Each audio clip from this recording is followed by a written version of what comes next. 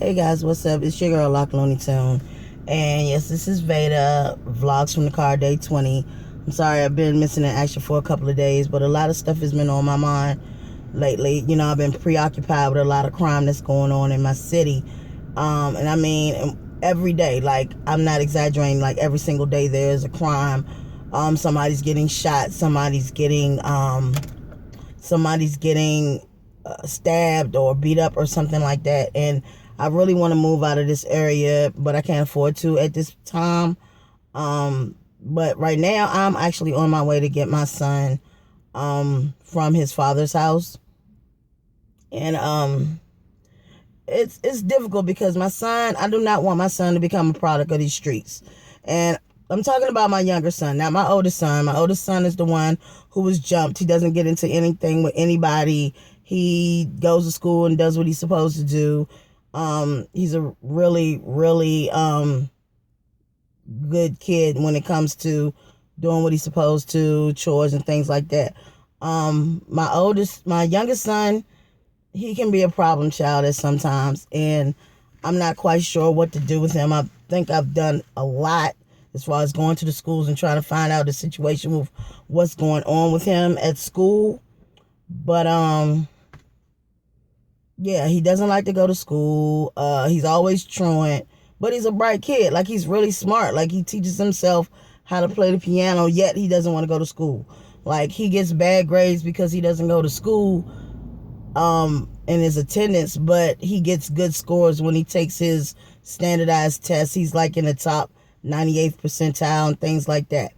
I don't understand what the situation is with him. I'm doing my best to try to make sure he stays out of these streets and stuff like that. And that's why I'm on my way to go get him from his dad's house right now. Me and his father, we communicate when it comes to him. Me and my ex, we communicate when it comes to him because it's hard to keep tabs on him.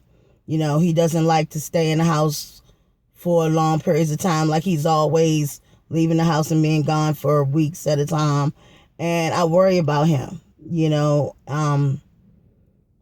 It's difficult when you have all these things going on in the streets in your city because our kids have gotten shot and mothers have gotten shot. Women, children have gotten shot in the last week. All this has happened in the last week or so, last couple of weeks. Somebody has gotten shot, killed, stabbed, something. And it's scary. It's a whole lot worse than it was last year.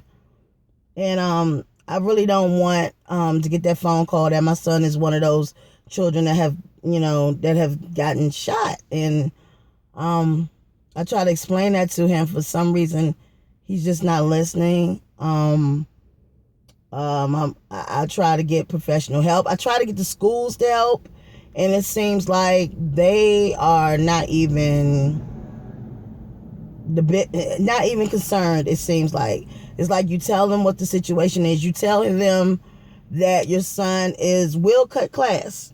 You have to really keep an eye on him. Your job as people in the school is to keep an eye on my kid when he's here.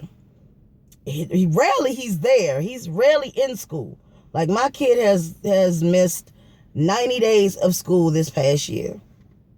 And, I as a parent, we can only do so much. I can't go to school with him hand in hand every single day. I can send him off to school and hope that he goes there. He's 15. He's not 5, you know what I'm saying? He's 15 years old.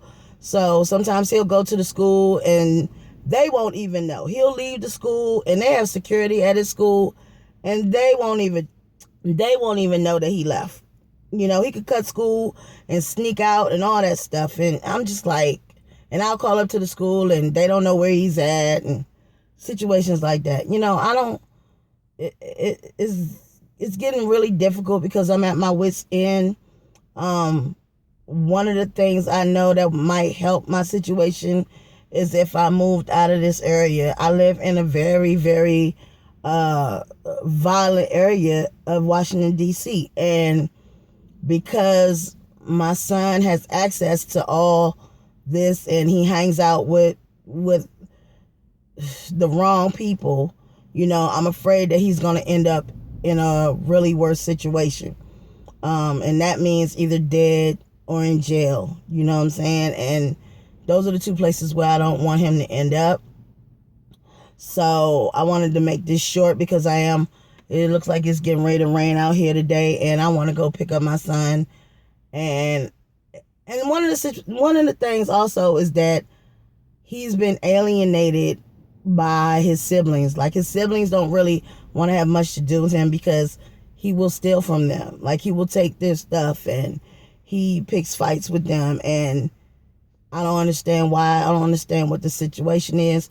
Sometimes I thought, I did give it a theory that because my ex was like that, because my ex, he would lie, my ex would cheat, my ex he would steal people's stuff and things like that. My ex was not a great, individual.